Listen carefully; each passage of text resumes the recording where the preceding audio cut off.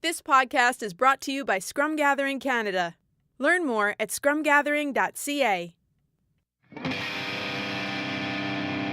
This is Joshua Karievsky. You are listening to the Agile Uprising podcast.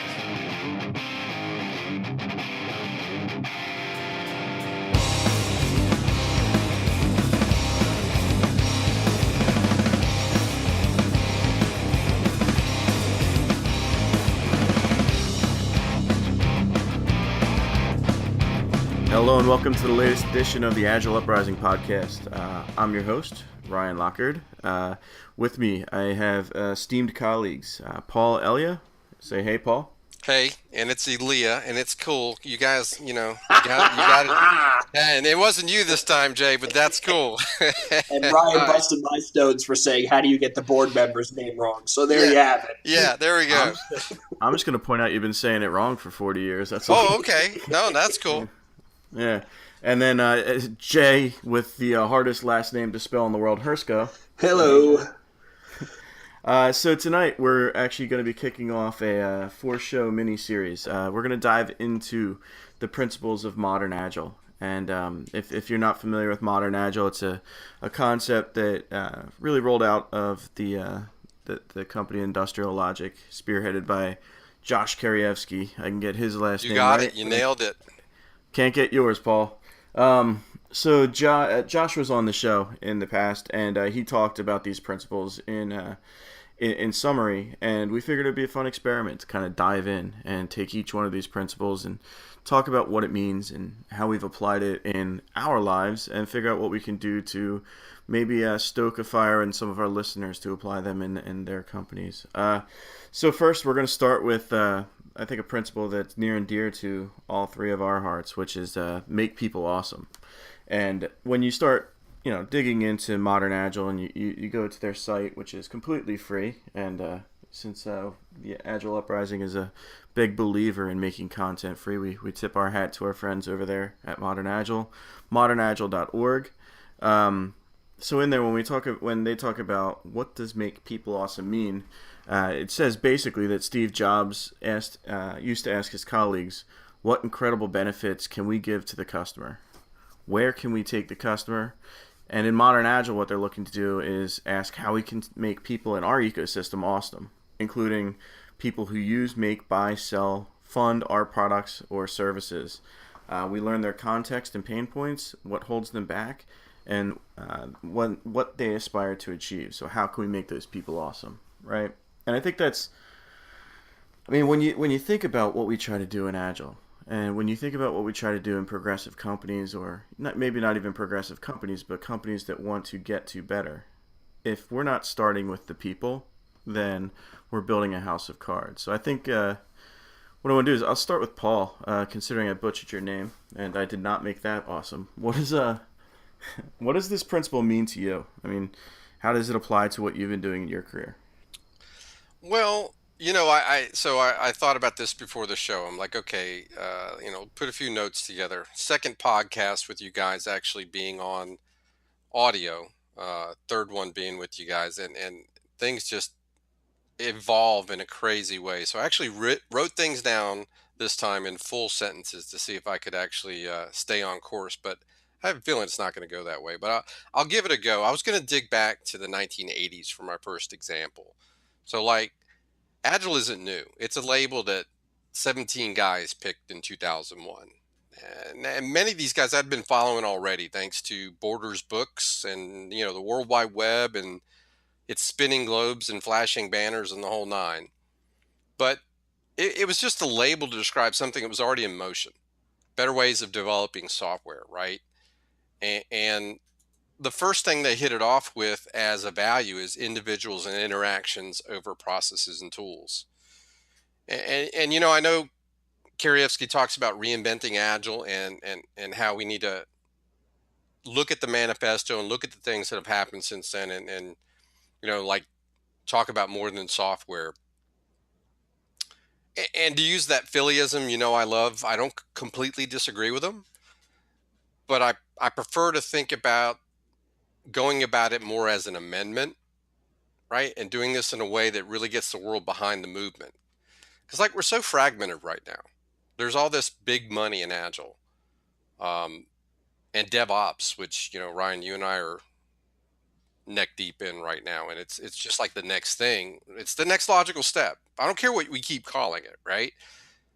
It's a lot of the same stuff, right? But then, how do we hold a Snowbird Part 2? And who gets a say in the matter? And how do we align like they did in 2001? How do we dig deep and bring our thought leaders together and really have them put aside their cash machines, right? And lay the foundation for, like Coburn says, Agile 2.0. Uh, that's probably a topic for a whole nother podcast, right? I digress. So like my first example is this. I interviewed for a job at a grad school, and the interview asked me, what's the greatest accomplishment that I was most proud of thus far in my career? Something like that. And so up until this point, like I since I was 14, I was writing custom software for the IBM PC, doing stuff DBase, Lotus, Basic. People were buying these $5,000 machines, didn't know what to do with them. I had figured out how to program by 14, and making $5 an hour under the table was pretty cool. My mom used to drive me around to clients and pick me up on agreed upon schedule. So I didn't have a lot to go on here. I go to college, I go to grad school straight through 6 years of school. And so here I am, haven't graduated from the program yet. And I'm on this interview, and he says, what's your greatest accomplishment to date? So where my head went, I don't have a lot of experience yet. I think about, so I was a physics lab teacher during grad school, and I had a student. He's messing around with drugs, kind of not doing well with his grades, and I knew the guy was bright, right? So I approached him about this, and I listened to his story, and I gave him some encouragement to kind of straighten up, hung out with him, sort of did the big brother thing, right? A year later, he sends me a thank you letter, and he told me he got his GED, and he's in chef school, and nobody else was looking out for him but me, and he really appreciated it. So that's what I tell the interviewer.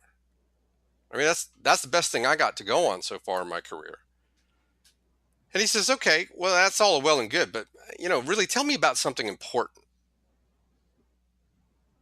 So I thought about that for about 3 seconds, and I stood up from my chair and I took off my guest badge and I laid it on his desk. I said, man, thanks for flying me in, but the interview's over.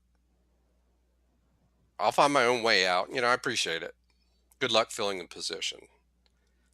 So, right there in that story, that's an example of both making people awesome, right? Like bringing out the best in this young man, and not such a good example of this awful mess with people, right? That the interviewer didn't quite get its people first. You know what? I'm going to pause you for a second. I think, first of all, my story is not going to be anywhere near as good as that. But secondly, it was an opportunity for the interviewer, really. Like, you expressed an opportunity for that person to take a moment, to take some pause, and to realize that not everything of value is attached to a dollar, right? That there are benefits in the humanistic and the just in the people side. So I don't know that it was a bad example. It all depends on that person. Well, it's when I'm thinking about what does it mean to me and putting the show notes together, that's the first story that came to mind again. I mean, that was a big deal for me, and I know it made a difference in his life. And who else has he touched since? Right. That was over about 30 years ago. Right. That's awesome. Jay, I mean, I'm sure you've got a story of equal gravity pulling on heartstrings queued up, but what is when we talk about making people awesome in the world of Jay Hersko, where does your mind go? What does it speak to you about, and kind of how have you applied that in the past? Well, the first thing I think of is I think of the people I work with. I think of my team members, and I define my team members as if they're on a team with me, if they're my peers, all serving the same manager, same leader. My thing has always been, you need to, when we talk about leadership and you hear the term servant leadership, right, that gets thrown around all over the place. I truly believe that a leader should be judged not on their accomplishments, but on the accomplishments of the people that they have had under their tutelage. So I talked about the one probably impressive thing I've come up with in the 40 years I've been on this planet is the quote of leaders have followers, great leaders have disciples. And I truly believe that you should judge a leader by how they impact the people that work for them. My last job, I was not I was more of a leadership right role. I had an impressive title and I had 25, 30 people reporting directly to me. And I looked at that as here's my chance to help these people get awesome at what they do. I was one of the few leaders on the floor who actually had development plans for all of their people. Everybody had what do you want to do next? How are we going to get you there? There's this whole coaching T-grow model that we used. And how can I help you get to that point? How can I help you do better than what you are doing now? Not to say that they were doing poorly, but help them realize that they could do more. I'm sure we've all come across that stereotype of a developer that's a little introverted, not necessarily imposter syndrome, but that maybe they don't feel as confident as they should based upon their skill.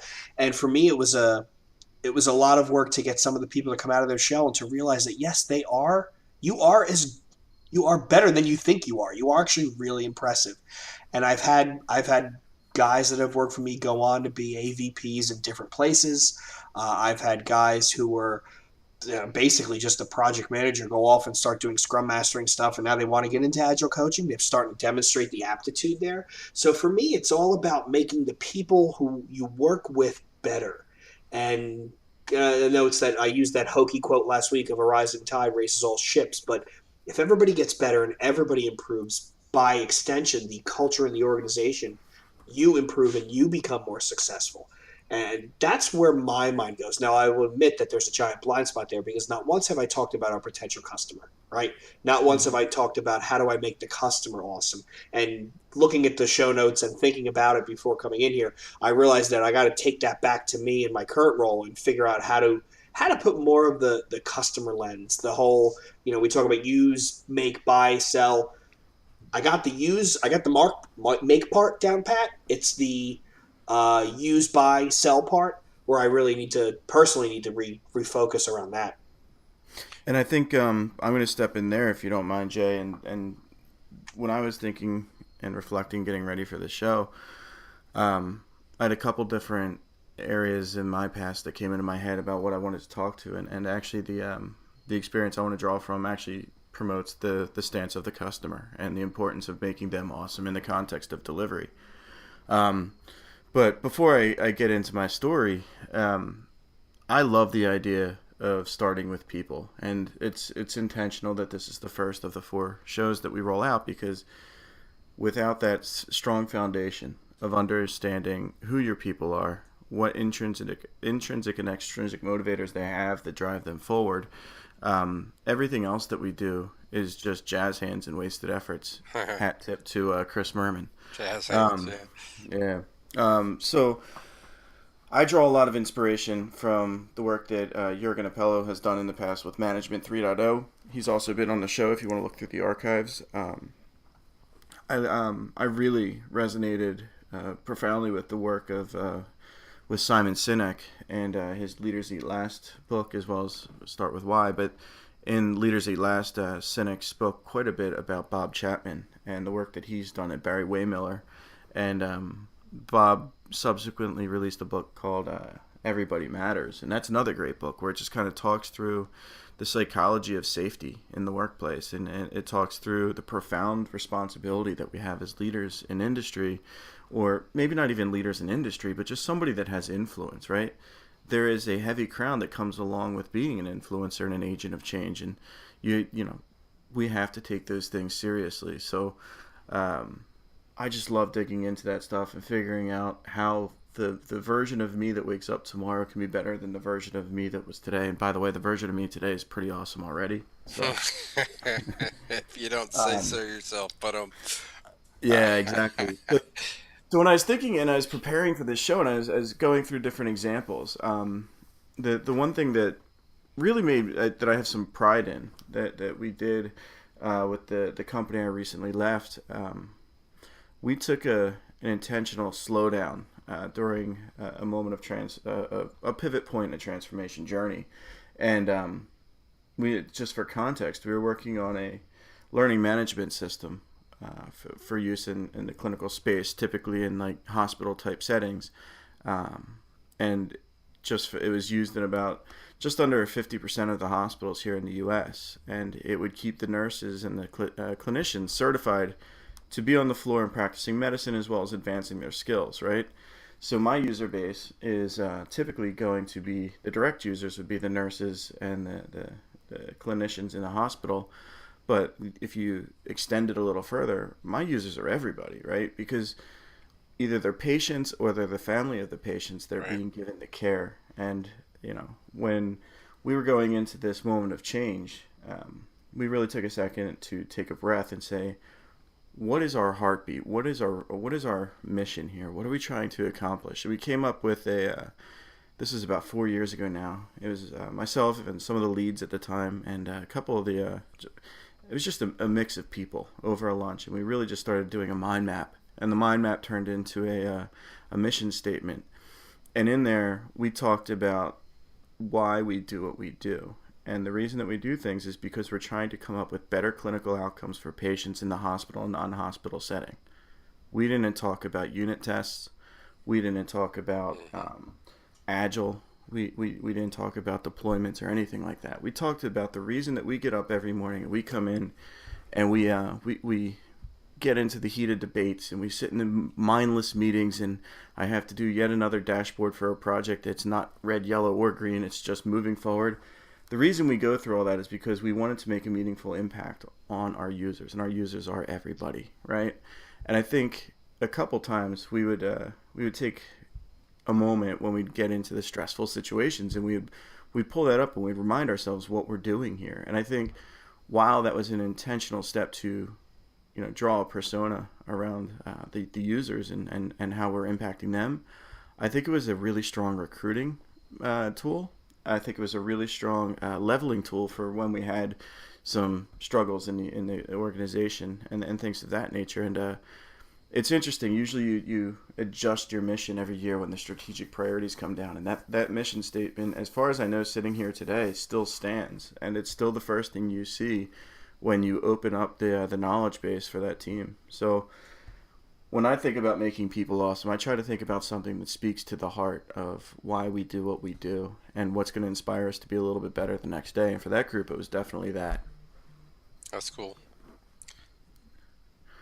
So I want to throw in, and this is what we do. We're Agile Uprising. I want to throw in a bomb. So we've all shared something, and I think we all, in preparing for the show, we kind of dug in. And what was that one that really tugged on our heartstrings, right? I want to ask where you find conflict in putting people first, and I'm going to throw myself out there because I've mellowed over the years, but I still have an Italian temper. It's in there. Like there's this beast in the basement, and sometimes I hear him coming up the stairs, and I lock the door, and I just in time. And sometimes that son of a gun gets out. Mm-hmm. And it's usually like, I'm the oldest child. I'm the big brother. I've had that role multiple times in my life, and not to sob, but divorced parents and mom needs a strong male figure to help raise the kids. So I think that influenced me a lot. So when I see somebody getting run over, or the user's not really being paid attention to, or we're having all these stupid political squabbles, I can be a jackass. Like I can just steamroll over people. Right. And I think it comes from a good place, but it doesn't manifest right. So I think that goes back to your interview story, even where you said the interview is over. I mean, oh yeah, by the way, that was a scared little kid 30 years ago. The guy that I would have been 15 years later would have punched him in the mouth. Yeah. So, but here's my point for bringing that back up.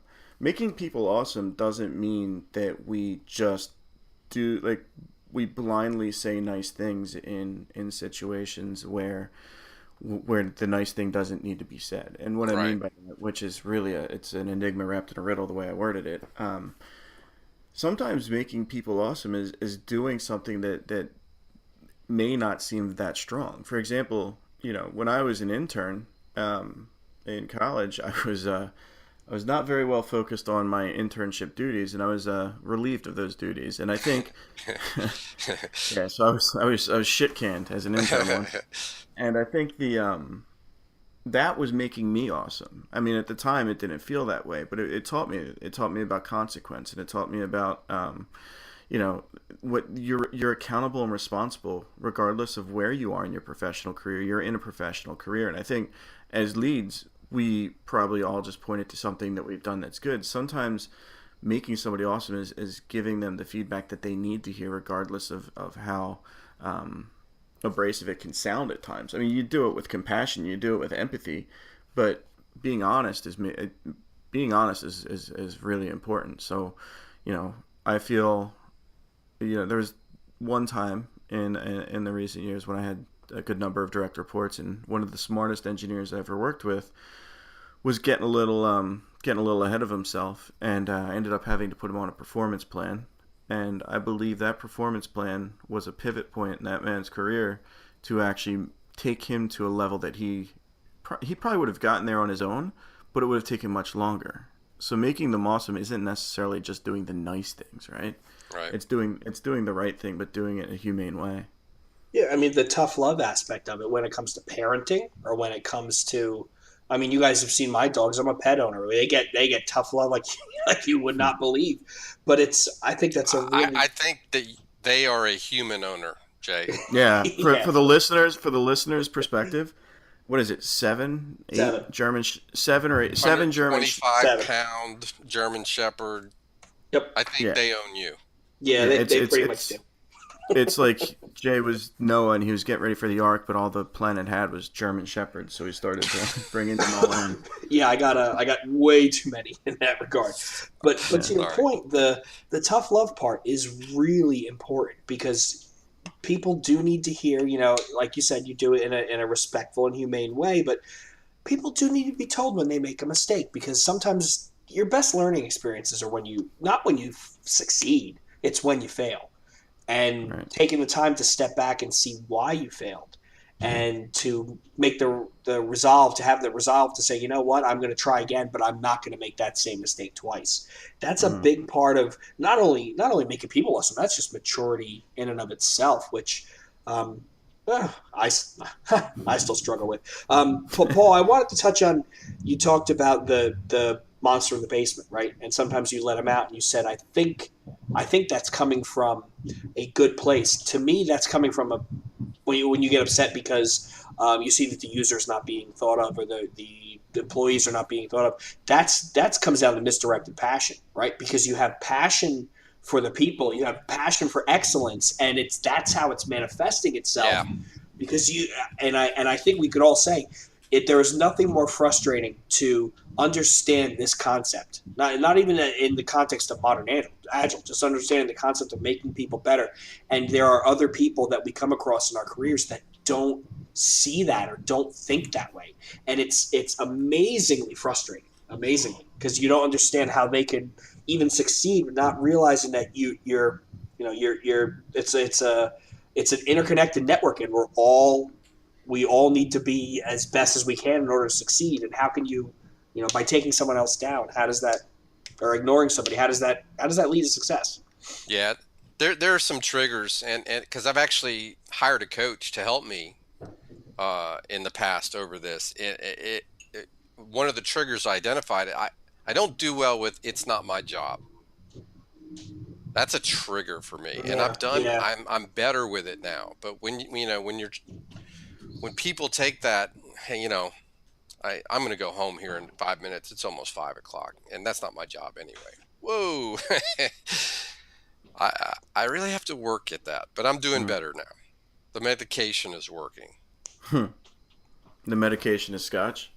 The medication this evening is Balvenie 21. Yeah. Nice. That's actually that's a good one there. So I guess, kind of shifting into what challenge can we lay down? What can we ask our listeners to try to take a minute and reflect on and see if it's something that they can adopt into their as a personal experiment at work?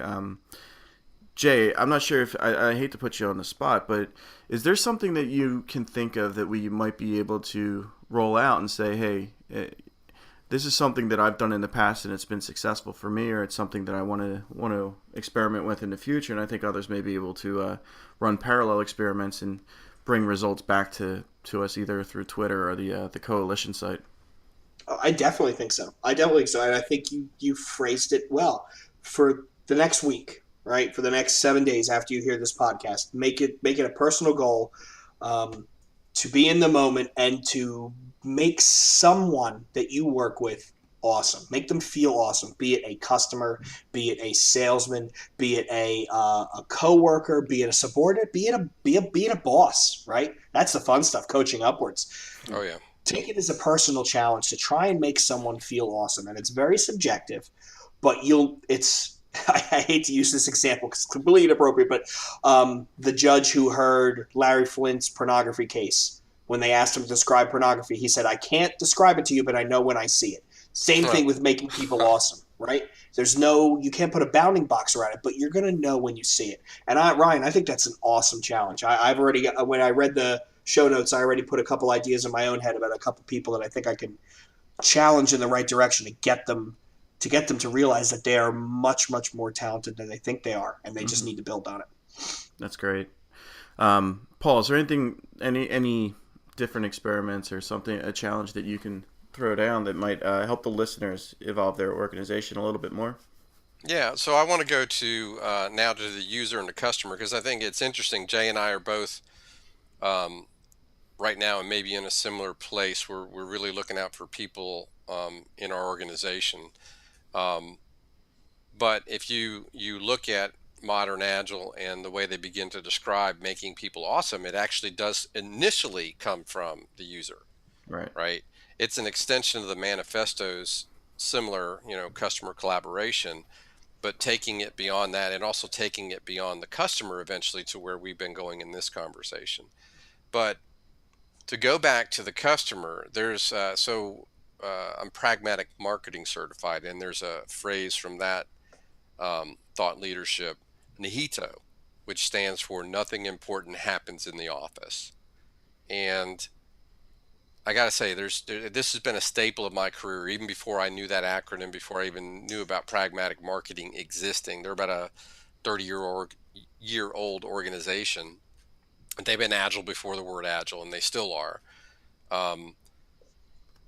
I got my best results from actually watching people do things and figuring out how to make technology do it better.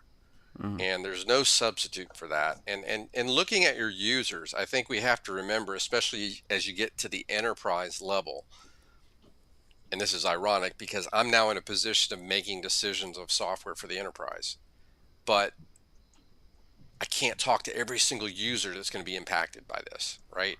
I have to get a sense, I have to sample, and I have to make a decision. But then there's that user that has to live with that decision. And, NIHITO, nothing important happens in the office. Get out, get with your users, watch them use your software, right? And find out something you're never going to find out sitting back in the office pontificating over what your users need next. That's great. I mean, we just released the interview with Mary and Tom Poppendick, and in there we were talking about various concepts in Lean, and the one that we did not talk about that was in my notes was going to the Gemba, right? Which is exactly what you're talking about. Same there. thing. Yep. Yeah, you go to where the actual work happens, and I love that approach. And there's a great video on YouTube. It was a TED Talk about going to the Gemba and how you can apply that to prescription medicine for the elderly or for those with poor vision, because every prescription bottle looks the same, right? So how do you solve those problems? You actually have to go there and live those problems. And, when you adapt that into the technical world, you're 100% right, Paul. I love that approach, man. Cool. Yeah, I think best leader I ever worked with, Ryan, sorry not to cut you off, he was a CIO who refused to hide in his office. He was the kind of guy who you'd be sitting in your cube working on something and you'd hear something behind you and you turn around and he's just sitting there on his desk, on your desk saying, "Hey, what's going on, Ryan? What are you working on? So what do you think about such and such?" And he was always walking around. And I thought that's what made him such an efficient leader. Because we all know by walking around you pick up on things that are not in an Oh, email, they're you not in got a to phone walk the call. floors, Yeah, man. you need to be out and about. And there were times where he actually, I really think he intimidated some of the other leaders in the organization because he was way more plugged in than they were with what was going on, solely by walking to a different floor, getting a cup of coffee at a different machine. Yeah, that's smart. Yeah, we're Yeah, gonna I have to do a actually podcast soon, and I know we can get some counterpoints of view from our brothers and sisters on the board, or any guests that we might invite on the whole remote working situation. But I gotta say, man, human contact, nothing beats it if you can do it, right? Yeah. completely agreed. Yep. Completely agreed. There's no real substitute. You can put any software out there, and I promise you, two people sitting shoulder to shoulder has a great deeper impact. No, and we're doing this podcast right now, and it's great, and I've gotten the chance to meet you guys face to face, which is awesome, and that makes the connection last. But it's like a charge on a battery. I'm not going to be able to go 3, 6 months without seeing you again. Yeah. So, right, Yep. I got to charge that battery back up. Don't worry. When we get to the plugs at the end, I'll remind you. We'll see each Yeah, other soon. yeah, that's But right. I think the experiment that I kind of want to bring forward, it's something that I sort of just happened into, and I believe it actually is going to really just tag on to Jay's approach, is I started using this product called Best Self Journal. I talked about on the coalition this week or last week, or God, it could have been last month. But really what it is, it's a way for you to structure your thoughts and loosely structure your day so that you're optimizing your time, you're prioritizing your time, but it also has forced reflections and it's got daily praise. And the idea of daily praise to me is it's profound. It just reminds me that no matter how busy I am, my words have an impact on others. And it really started resounding with me when I would get a random message from like leaders in my organization just saying, "Hey, just want to remind you you're doing a great job. You had some strong wins. There might have been some losses this week, but overall we're better for having you here this week." And it Oh sounds like, man, yeah, it that's so sounds good. Sorry, man, that's just hitting home. That's so good. and it sounds so artificial, but like it's not, right? And Nah, for somebody that I have profound respect for, to take just that 30 seconds out of their day to write me that note, and how that made me feel for the following hours, and like the text messages I would send to people just like in a much more positive way than I was before I got that, tells me that I can be that guy for somebody else, right? yeah, And that pay it forward mentality where you get one of those messages and then the next 3 days you send 5 yourself, it really does move the needle. So I would challenge any of the listeners, just within a working week of listening to this, just if it's Slack, if it's in person, if God forbid it has to be email, just reach out to 3 people in the next 5 days and just tell them something that you appreciate them for, right? And realize that you're probably making that person's day a little bit better, and perhaps you're getting them on a day that they're feeling really low, and and that's going to help them. And it doesn't have to be somebody at work. It can be a user. It could be someone in the family. It could be somebody in work outside of your general domain. But just take a moment and extend that hand out there and let somebody know that you appreciate them for what they've yeah, done and the positive impact they've had on you. yeah. It's good. Yeah. So with that, we'll bring this one to a quick wrap. As far as upcoming events, Paul, how's the meetup world down in Atlanta? What plugs do you have for your friends in the Scrum user Oh community? my gosh, I'm a knowledge and whatnot addict. I got to cut back, but there's so many great meetups in the Atlanta area. If you go to Meetup, and I know it's not the only platform in the world, but it really does its job of bringing people together. And so rather than list any specifics, what I tend to do is I tweet these events as they're coming up in Atlanta. I got no damn followers right now because I just started using Twitter, right? Like I'd never understood how 140 characters I could do anything, but Hmm.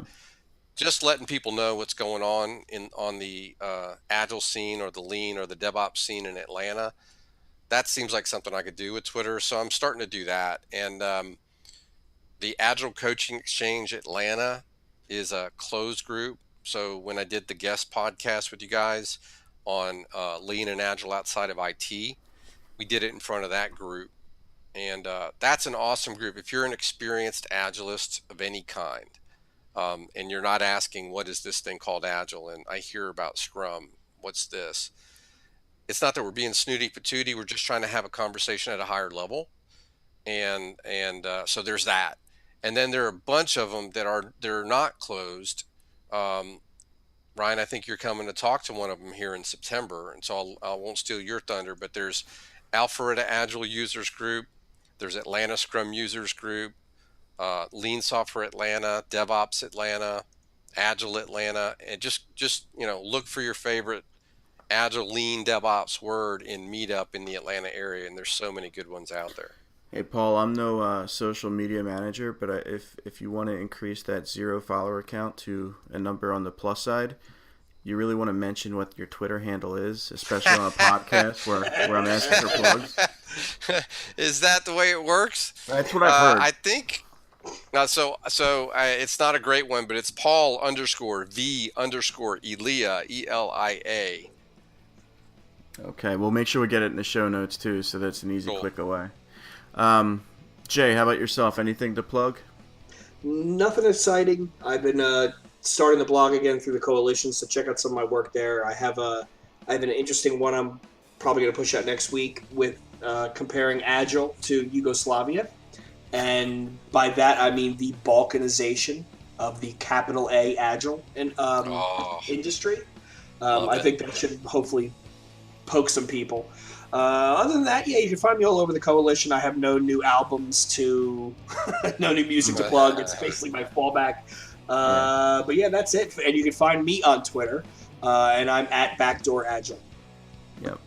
And for me, I got a couple events coming up. I've kind of come out of retirement on the speaking front. I think I think I'm down in Atlanta in October.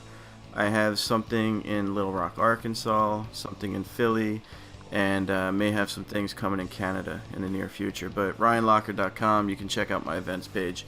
I try to keep that current. I'm at Agile PHL on the Twitter, and Coalition, the blog. I tweet some of the other sites that I am a guest blogger on as well, and picking up my writing as well. So it's starting to get busy again, and I'm really getting excited for it. So, gentlemen, good show. I feel like you both have made me more awesome just by sharing your stories, and honestly, same. Yeah, I'm a little taking more your inspired. challenge. Yeah. Your challenge really hit home. I mean, it's so simple, but it's so powerful. You just think about how you're appreciating someone else, how it makes them awesome the rest of their day. And what could they do? And what could they do? And what could they do? It's pretty powerful. Yeah. So we are the Agile Uprising. If this is your first time listening to us, please consider subscribing. If you've been a listener for a while and you feel like writing a review, hopefully a positive review of the Agile Uprising podcast, it's really helpful for us. And please consider giving us a follow at Agile Uprising, or checking out the coalition, coalition.agileuprising.com. So one last time, thank you, gentlemen, and till next time. Pleasure. Thank you. Hey, the place to be next spring is Canada. Our friends up north are throwing a party, a Scrum gathering to be exact. Get yourselves to Toronto for March 26th and 27th and enjoy some fun with the exchange rate. Register, sponsor, or submit a session proposal at scrumgathering.ca. The gathering will be in the heart of downtown Toronto. The nearest airports are YTZ and YYZ. Also, a special discount is available to all listeners of our podcast. Use the discount code UPRISING, all lowercase, to get 15% off the regular price of the gathering.